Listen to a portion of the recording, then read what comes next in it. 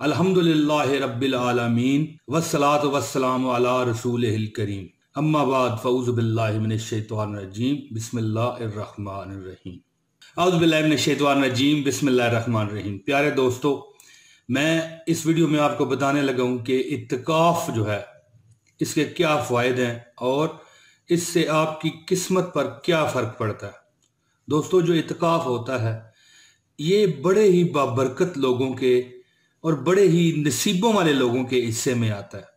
दोस्तों, इत्तिकाफ़ की तीन किस्में होती हैं। तीन किस्में दोस्तों, पहली किस्म इत्तिकाफ़ की जो होती है वो होती है वाजिब इत्तिकाफ़। दूसरी जो किस्म होती है वो होती है सुन्नत मुक्कदा इत्तिकाफ़, और जो तीसरी किस्म होती है वो होती है नफली इत्तिकाफ़, यानी मुस्तहिब और नफली इत्तिकाफ़। ये तीसरी किस्म है। इन तीनों की मैं आपको बरकतें और तफसीलात बताऊंगा। दोस्तों, वीडियो पूरी तरह देखी तो यकीन करें ये सारी बरकतें आपके हाथ से निकल जाएंगी। और रमज़ान जा रहा है दोस्तों, इसमें आपने जितनी इबादत करनी है कर लें। मैं भी आपको ये तफसीलात बताता हूँ। दोस्तों, इससे पहले कि तफसीलात बताऊँ, मेरे चैनल को अगर आपने सब्सक्राइब नहीं कर रखा तो कर लें। इस वीडियो को लाइक लाजमी कीजिए और आगे शेयर कीजिए ताकि ज़्यादा से ज़्यादा लोगों तक ये वीडियो पहुँचे और आप भी बेशुमार सवाब के मुस्तहिक हों। रमज़ान में आप जानते हैं कि एक नेकी 70 नेकियों के बराबर आपको अजर देती है। तो दोस्तों, पहली किस्म जो है इत्तिकाफ़ की वो है वाजिब इत्तिकाफ़। वो इस तरह होता है कि अगर आपने कोई नज़र या मन्नत मानी है कि अगर ये मेरी नज़र या ये मन्नत पूरी हो जाए तो मैं अल्लाह के लिए ये इत्तिकाफ़ करूँगा या करूँगी।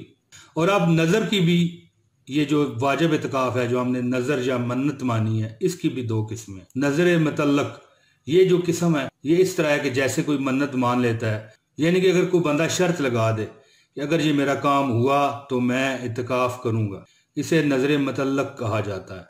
ये दो चीज़ें जो मैंने आपको बताई हैं, दोनों सूरतों में आप पर इत्तिकाफ़ वाजिब हो जाता है। वैसे आपको मैं बता दूं कि रमज़ान शरीफ में जो 20वें रोज़े से लेके ईद के चांद निकलने तक जो इत्तिकाफ़ होता है ये सुन्नत मुक्कदा होता है। और सुन्नत मुक्कदा जो होती है ये अगर कोई बंदा मोहल्ले में, इलाके में अगर एक बंदा भी कर ले तो सब की तरफ से ये अदा हो जाती है। ये सुन्नत मुक्कदा है। अगर सारे ना करें, एक भी ना करे तो फिर सब गुनहगार होते हैं। लेकिन जो मैं वाजिब आपको इत्तिकाफ़ बता रहा था उसमें यह होता है कि आप पर वो वाजिब हो जाता है और आपको वो इत्तिकाफ़ बैठना पड़ता है अगर आपने कोई नज़र या मन्नत मानी थी और वो पूरी हो गई है।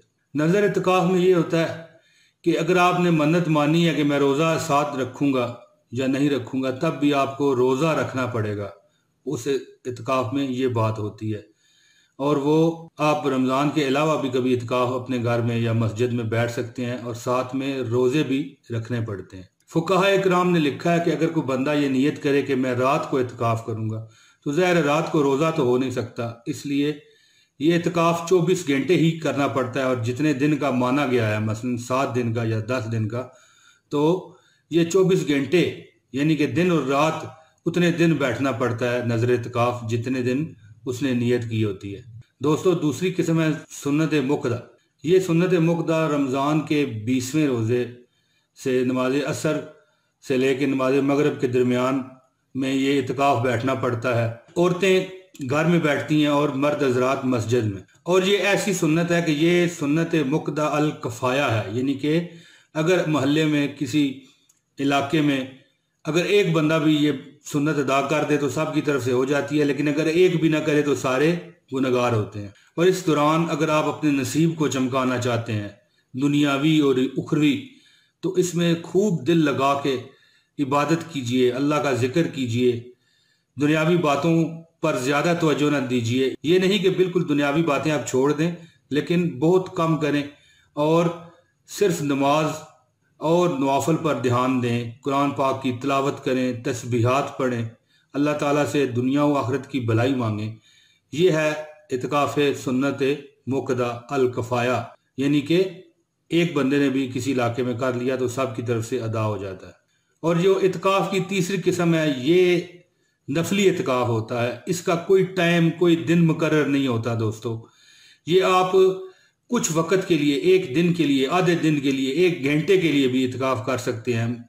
और मिसाल के तौर पे मस्जिद में आप दाखिल होते हुए इत्तिकाफ़ की नियत कर लें, तो जब तक आप मस्जिद में रहेंगे उतने वक्त तक आपको मस्जिद में اعتکاف کا ثواب مل جائے گا۔ تو اس کو کہا جاتا ہے نفلی اعتکاف۔ باقی دوستو اس کی نیت جو ہے یہ ضروری نہیں کہ آپ اعتکاف کی نیت اپنی زبان سے بھی کریں، نیت نام ہوتا ہے دل کے ارادے کا۔ تو آپ نے دل میں بھی یہ سوچ لیا کہ میں اعتکاف کی نیت سے مسجد میں داخل ہو رہا ہوں، یا جہاں پر بھی آپ ایک کمرے میں یا جہاں پر بھی آپ جتنے وقت کے لیے سوچ کر اعتکاف میں بیٹھ جائیں گے یا عبادت میں لگ جائیں گے تو آپ کو اعتکاف کا ثواب ملتا رہے گا، صرف اپنی سوچ کی بنیاد پر۔ ضروری نہیں کہ یہ کہنا کہ میں اعتکاف بیٹھ گیا اتنے ٹائم کے لیے، اور اگر زبان سے کہہ دیں تو یہ بہتر بھی ہے۔ دوستو اگر آپ مسجد میں جب بھی جائیں تو داخل ہوتے وقت اپنا دایاں پاؤں مسجد میں اندر رکھیں اور یہ دعا پڑھیں، اللہم افتح لی ابواب رحمتک، اللہم افتح لی ابواب رحمتک۔ یہ دعا پڑھ لیں اور ساتھ میں اعتکاف کی نیت بھی آپ کر سکتے ہیں، نوایت الاعتکاف کہہ کے آپ مختصر نفلی اعتکاف میں بیٹھ سکتے ہیں۔ جب تک آپ مسجد میں رہیں گے آپ کو اعتکاف کا ثواب ملتا رہے گا۔ اور آخری بات یہ کہنا چاہوں گا کہ اس میں آپ اپنے وظائف جو آپ کر رہے ہوتے ہیں خوشحالی کے لیے یا کسی دنیاوی تنگی سے نجات کے لیے، وہ بھی کرتے رہیں، قرآن اور نوافل اور تسبیحات پڑھتے رہیں، اور جتنا ہو سکے یہ وقت نصیب سے ہی نصیبوں میں آتا ہے۔ ہو سکتا ہے کہ آپ جو اعتکاف کر رہے ہیں آئندہ آپ کو پھر اللہ تعالیٰ وہ نصیب ہی نہ ہونے دے، وقت آپ کو نہ مل سکے یا زندگی وفا نہ کر سکے۔ تو دوستو اعتکاف میں جب تک آپ بیٹھے ہوتے ہیں اللہ سے لو لگائیے، اللہ آپ کے سارے سارے سارے مسئلے حل کر دے گا انشاءاللہ تعالیٰ۔ دوستو مجھے امید ہے کہ آپ کو میری یہ ویڈیو پسند آئی ہوگی۔ اگلی ویڈیو میں آپ سے پھر ملاقات کروں گا بشرطِ زندگی۔ اجازت دیجیے، السلام علیکم ورحمۃ اللہ وبرکاتہ۔